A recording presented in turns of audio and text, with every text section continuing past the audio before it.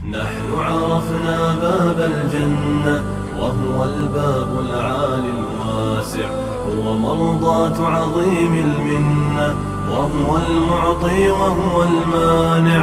نحن عرفنا باب الجنة وهو الباب العالي الواسع، هو مرضاة عظيم المنة وهو المعطي. بسم الله الرحمن الرحيم. الحمد لله والصلاة والسلام على رسول الله محمد بن عبد الله وعلى آله وصحبه وموالاه. ما بعد، إسلام مان ilma namaa kana hunda isaatu qixa godhee jira.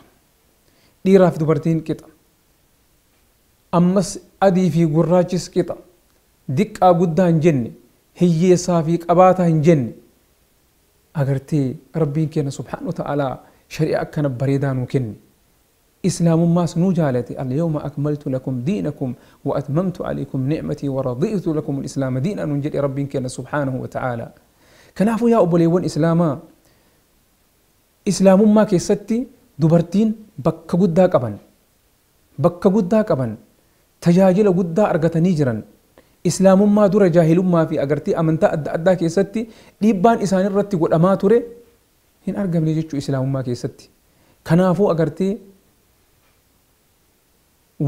jalqabarraa kaasee dubartii yookaan ammoo intala islaamaa islaamummaan jabeessee jira. Isii akka jabeessinee qabannu nu godhee jira.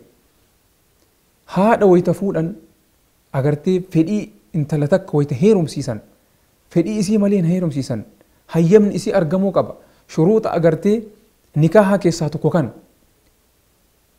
isii gaafatanii isiin katolii jette ta'uu qaba. Ammas san booda eega fuudhan booda agartee haala mana keessa jirtutti waan agartee isiin barbaattu abbaan warraa isii guutuun isarratti dirqama.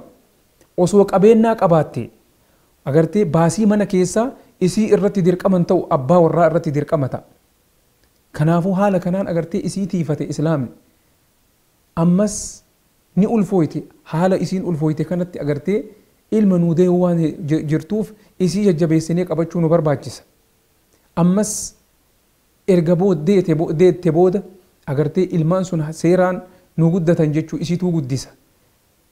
Jagna adda addaa, gootota adda addaa, ulamaa'ii, barattoota, doktortoota haala adda addaa keessatti agartee ummata islaamaa kana keessa ka jiru hunda isaatu eenyutuu mana keessatti ijoollummaa isarraa guddisee qabatee sadarkaa kanaan isa ga'e dubartii tana jechuudha. Kanaafuu bakka guddaa kenneef islaamummaan. Kanaafuu agartee ijoollummaa isiitiin wayita durba ta'atee daa'ima jirtu nabiin sallallahu alaihi wasallam akka jabeessinee isii qabannee guddifnu nu dhaamanii jiran. Man aala jaariyateen jedhan nabiin sallallahu alaihi wasallam dubartii lama intala dubartii lama ka jajjabeeffatee qabate isii guddisuu keessatti jechuudha. Rabbiin keenya subhaanahu wa ta'aalaa sababa isii kanaan jannata isaa hira jedhan nabiin sallallahu alaihi wasallam. Ammas wayita haadha taate haadha agartee jannanni miila haadhaa jala jira jedhan. Irra kalaawaa gara ka jannataa nu seensisu kana jechuu haadha abbatti tola oolu. Keessattuu agartee sahaabaan tokko nabiitti sallallahu alaihi wasallam dhufee irra caalaan namni ani itti sahaabuu qabu eenyunni itti mo'ixu ka qabu eenyunni jedhee gaafannaan haadha keeti jedhaniin. Achiinoo eenyu san booda haadha keeti jedhiin. Ammas san booda eenyu jennaan ammallee haadha kee jedhaniin. Afuraffaa irratti abbaa kee jedhaniin. Haala kanaan agartee dubartii jajjabeesse islaamummaan. Rabbiin keenya subhaanahu wa ta'aalaa warra itti dalagu nu haa taasisu.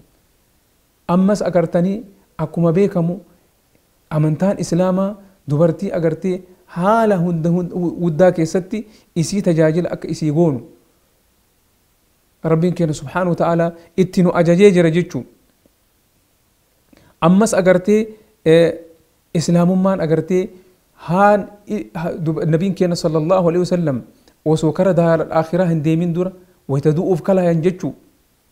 Dubartii tana akka jabeessinu jajjabeessanii nu dhaamanii jiran. Jajjabeessanii nu dhaamanii jiran. Kanaafuu jajjabeessuu nu barbaachisa. Agartee dubartiin tuni Rabbiin keenya subhaanahu wa ta'aalaa nu hundaa isii irraa baase. Nu hundaa isii irraa baase. Kanaafuu isii jabeessuu nu barbaachisa. وقضى ربك ألا تعبدوا إلا إياه وبالوالدين إحسانا.